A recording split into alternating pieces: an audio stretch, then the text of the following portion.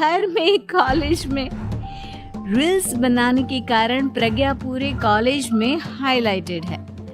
जहां उसकी रील्स सभी को पसंद आते हैं, वहीं मनीषा चिंता में डूबी रहती है। एक रोज जब खाते हुए प्रज्ञा रील्स बना रही होती है, तब मनीषा कहती है, 1 मिनट भी चैन नहीं है इस लड़की को।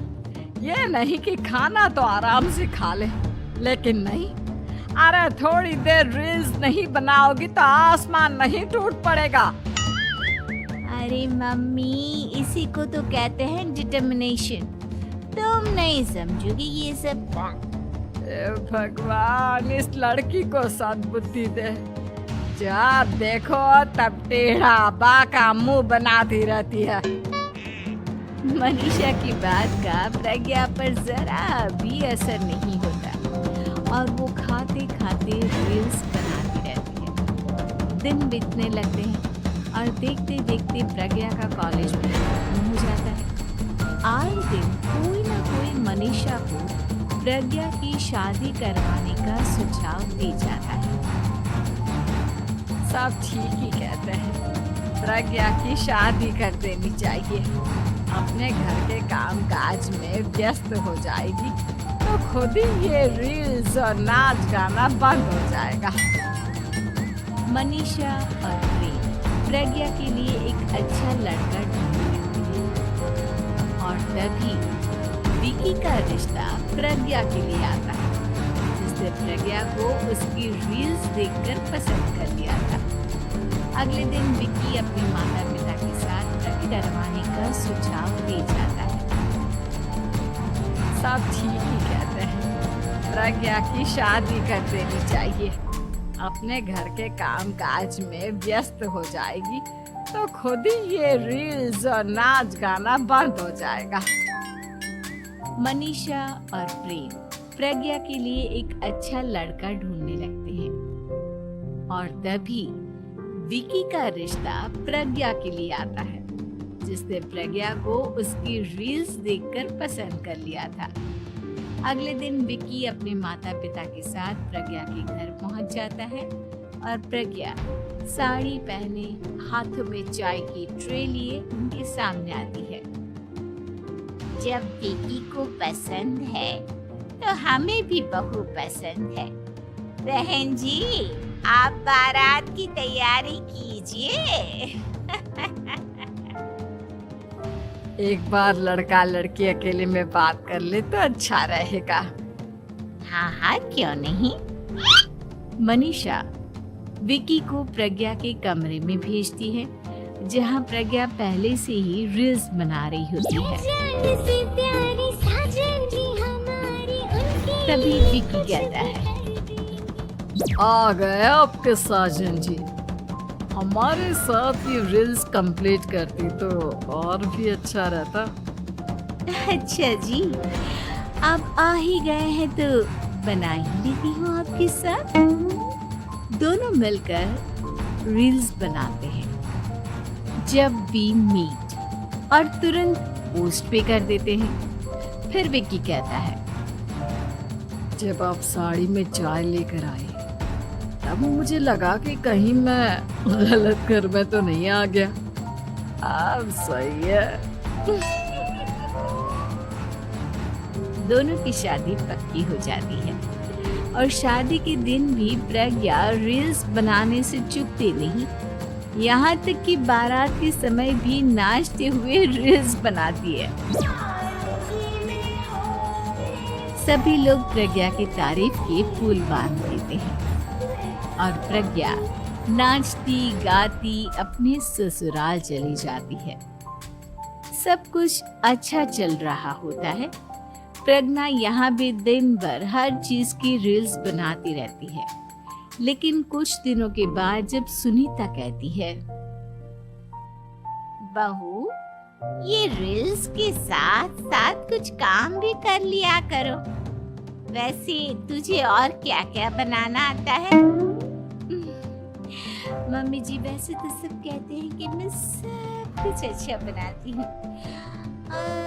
लेकिन मुझे लगता है कि मैं मैगी अच्छा बना लेती हूँ। हाँ, कॉफी भी अच्छा बना लेती हूँ और मुंह तो सबसे अच्छा बना लेती हूँ। हैं? अच्छा अच्छा। सुनीता अपना माथा पकड़ लेती। मम्मी जी, मैं लंबी प्लानिंग कर रही हूँ। जल्दी ही मैं इतनी फेमस हो जाऊंगी कि मुझे पैसे मिलने लगेंगे। हम दोनों सास बहू राज करेंगे, राज ना कर काम करेंगी और लोगों की तो लाइन लगेगी हमसे मिलने के लिए। तेरा दिमाग खराब हो गया है क्या बहू? हंसी मजाक तक ठीक है, लेकिन इस तरह घर नहीं चलते। जितना जल्दी हो इस घर के तौर तरीकों को सीख लो। प्रज्ञा मुंह घुमाकर चली जाती है और तुरंत उसी वक्त एक रील बनाती है। ये देख सुनीता का गुस्सा 7वें आसमान पर चला जाता है और विक्की के घर आती ही सुनीता उसे सब कुछ बताती है। विक्की भी अब प्रज्ञा की इन हरकतों से परेशान हो जाता है।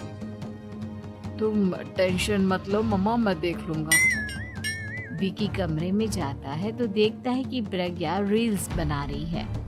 विक्की बड़े ही प्यार से प्रज्ञा से कहता है, प्रज्ञा, इन सब के लिए मैं तुम्हें मना नहीं कर रहा हूँ, लेकिन फिर भी हर वक्त तो ये अच्छा नहीं लगता ना। समझने की कोशिश करो, मुझे भी तुम्हारा थोड़ा वक्त चाहिए। मैं जब ऑफिस से आता हूँ तो मुझे समय देने की जगह इसी में लगे रहते हो। तुम ज्यादा ही सोच रहे हो। तुम भी मेरे साथ रील्स बनाओ ना, तुम्हें भी बहुत अच्छा लगेगा। मैं इज्जत से कोई बात समझ में नहीं आती ना, अपना रवैया नहीं बदला तो मैं तुमसे दूर चला जाऊंगा। तुम ही रिश्ता लेकर आए थे, मुझे लड़कों की कमी नहीं थी और ना आज है। विक्की दरवाजा पटक कर चला जाता है। धीरे धीरे विक्की प्रज्ञा से दूर होता जाता है। एक रोज मनीषा प्रज्ञा के ससुराल उससे मिलने जाती है। तब सुनीता उससे कहती है, बहन जी, अब आई हैं तो कुछ दिन यहाँ रहकर जाइएगा, आप ही का घर है। हाँ मम्मी, बहुत दिन हो गए तुम्हारे साथ एक भी रील नहीं बनाई मैंने। प्रज्ञा तुरंत अपने फोन में रील्स ऑन कर लेती है। ये सब मुझसे नहीं होता। तेरा ये भूत अभी तक नहीं उतरा क्या? बहन जी, आप कुछ कहती नहीं क्या इसे? जब आप ही कुछ नहीं कर पाई तो मैं कर ही क्या सकती हूँ। सास तो वैसी ही बदनाम है। शाम को घर की लाइट चली जाती है और मनीषा प्रज्ञा से कहती है, मेरे घुटनों में बहुत दर्द हो रहा है, तू लाइट का कुछ इंतजाम करना बेटा। अच्छा, कैंडल जला देती हूँ मम्मा। प्रज्ञा गाते हुए कैंडल जलाती है और खिड़की के पर्दे के पास रख देती है। मनीषा, जिसे बहुत दर्द हो रहा है, वो सो जाती है और प्रज्ञा हमेशा की तरह अपने रील्स में लग जाती है। उधर कैंडल की वजह से पर्दा आग पकड़ लेता है और मनीषा के कमरे में आग लग जाती है। बचाओ, कोई है, बचाओ। सभी भागते हैं और विक्की कमरे की आग बुझाने में लग जाता है, लेकिन तब तक मनीषा आधी जल चुकी थी। मनीषा की हालत देख प्रज्ञा रोने लगती है। विक्की मनीषा को तुरंत हॉस्पिटल ले जाता है और उसे एडमिट कराता है। देख लिया ना, तुम्हारे इस नाच गाने की वजह से आज तुम्हारी माँ की जान जाते जाते रह गई। अब पता नहीं तुम और क्या चाहती हो। उधर डॉक्टर कहते हैं, इनकी हालत बहुत नाजुक है, आधे से ज्यादा जल चुकी है। प्रज्ञा रोती हुई मंदिर में जाती है और भगवान के आगे जाकर कहती है, भगवान, मेरी माँ को ठीक कर दो। मैं कसम खाती हूँ आज से ये रील्स बनाना छोड़ दूंगी। बस मुझे मेरी माँ वापस मिल जाए।